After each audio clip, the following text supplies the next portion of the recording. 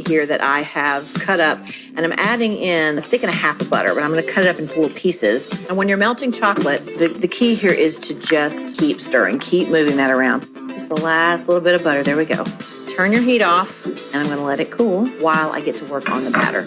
So I'm gonna start with 4 eggs. If we pour that hot chocolate mixture right into these eggs, we'll make scrambled egg brownies, and we don't want that.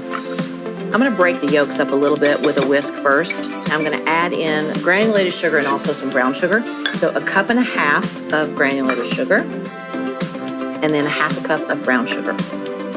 And then a teaspoon of vanilla, which is a capful, and a pinch of salt. All right, I'm gonna whisk the sugars into the egg. Now I'm gonna add in the cool chocolate and butter mixture. Just gonna whisk it right in. Oh wow, this smells amazing. And I'm gonna add in 1/3 cup of bourbon. All right, now I'm gonna sift together some all-purpose flour and some cocoa right on some parchment paper, 1 3/4 cups of all-purpose flour. Need 1/2 cup of cocoa. And I'm just gonna sift this together, and then I'll add it into the batter. All right, this looks good to go. Into the batter it goes. And I'm gonna add in 1/2 of these mint chocolate candies, and then I'll save the rest to top. Just get your spatula under there and get it all incorporated. All right, we're ready now. I have a pan on the back counter that I have lined with parchment with a little bit of an overlap. So I'm just gonna take my brownie mixture, and this is pretty thick, so I'm gonna take a spoon and just kind of dollop it in big spoonfuls.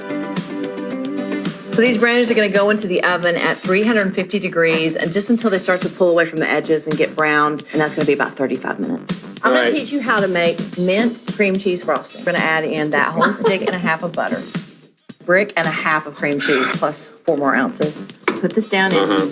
I'm doing it. And then take your big spoon and just add 1 spoonful and add it kind of over here. And then a little pinch of salt, beautiful. I'm gonna add in 3 tablespoons of this Kentucky bourbon and 3/4 of a teaspoon of peppermint extract. We wanna make it a mint green. We wanna make it a pretty mint green. So I'm gonna add in some green food coloring, and a little bit of this goes a long way. And then really just let it mix and see how our color goes. Earl has made frosting. Yes, he has. I'm just saying. I'm gonna take this over here, and Mary Beth and I are gonna finish these off. Yes.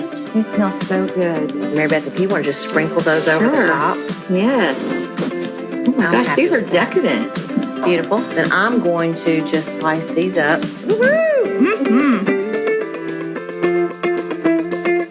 I'm gonna grab some all-purpose flour. I'll add some cornstarch now, and salt, and some baking powder. I'll give this a whisk. Now, in my mixer bowl, I'll add 1 cup of softened unsalted butter, 1.5 cups of sugar. I'm also gonna add some flavorless oil. I'm gonna turn my mixer on to medium and let it go for about 3 to 4 minutes until it's light and fluffy. While this is going, I'll separate out my eggs. I'm using 4 egg whites here. With my mixer on, I'm gonna add my egg whites 1 at a time. Next, I'm gonna add my extract. So I'm using clear imitation vanilla, and then I like adding just a tiny bit of almond extract because it enhances that vanilla flavor. I'll retrieve my dry ingredients and then measure out 3/4 cup of milk. And with the mixer running on low, I'm gonna add the dry and the milk in 3 alternating batches, mixing just until they're combined.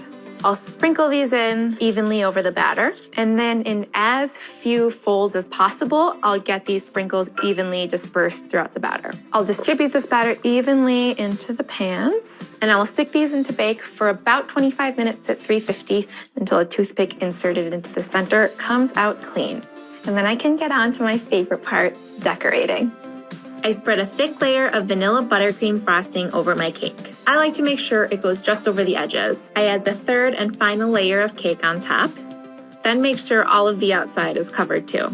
I like to pop the cake in the fridge just for 10 minutes or so for the first layer of frosting to firm up. It's much easier to apply the 2nd layer that way. And then I decorate with lots of colorful dots. And the final touch, my sprinkles.